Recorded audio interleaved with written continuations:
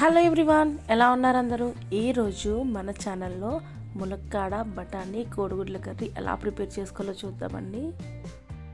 ముందుగా gas on చేసుకుని కడాయి పెట్టుకుని దాంట్లోకి ఆయిల్ వేసుకుని దాంట్లోకి ఉల్లిపాయలు, పచ్చిమిరపకాయలు, టమాటాలు వేసుకుని మగ్గించుకోవాలి. ఇవి మగ్గుతూ ఉండగానే మనకి మార్కెట్లో దొరికే ఫ్రోజన్ బఠానీ ఉంటుందండి.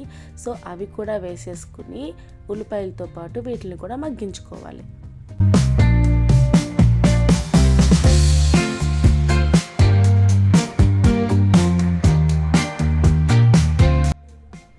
ఇలా ఫ్రై అయిన దాంట్లోకి కరివేపాకు అండ్ దీనిలోకి కొద్దిగా అల్లం వెల్లుల్లి పేస్ట్ కూడా వేసుకుని అల్లం వెల్లుల్లి పేస్ట్ పచ్చివాసన పోయే వరకు ఫ్రై చేసుకోవాలి.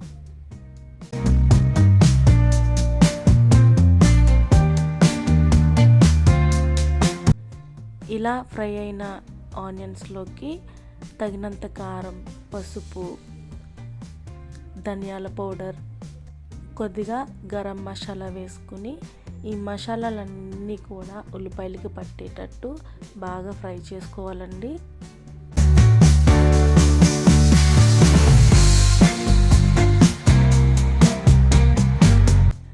ఇలా ఫ్రై చేసుకున్న దీంట్లోకి నువ్వులు, దోసపప్పు, జీడిపప్పు మిక్సీ పట్టుకున్న ఈ ముద్దనైతే వేసుకోవాలండి. ఇది వేసుకుని బాగా పచ్చివాసన పోయే వరకు బాగా కలుపుకుంటూ ఫ్రై చేసుకోవాలి.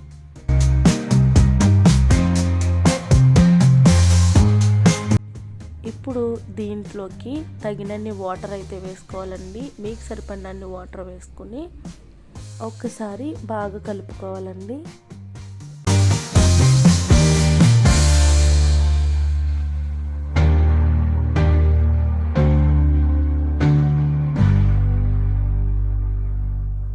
ఇలా ఉడుకుతున్న కర్రీలోకి ఇక్కడ ములక్కాయలను అయితే నేను ముందుగానే హాట్ వాటర్లో అయితే వేసుకుని ఉంచుకున్నానండి. ఇలా హాట్ వాటర్లో వేసుకుని ఉంచుకోవడం వలన ములక్కాయలకు ఉండే పచ్చివాసన అయితే పోతుంది అనమాట. సో ఇలా ఈ వాటర్ నుంచి తీసుకుని మనకు ఆల్రెడీ ఉడుకుతున్న ఈ కర్రీలోనైతే వేసేసుకోవాలండి.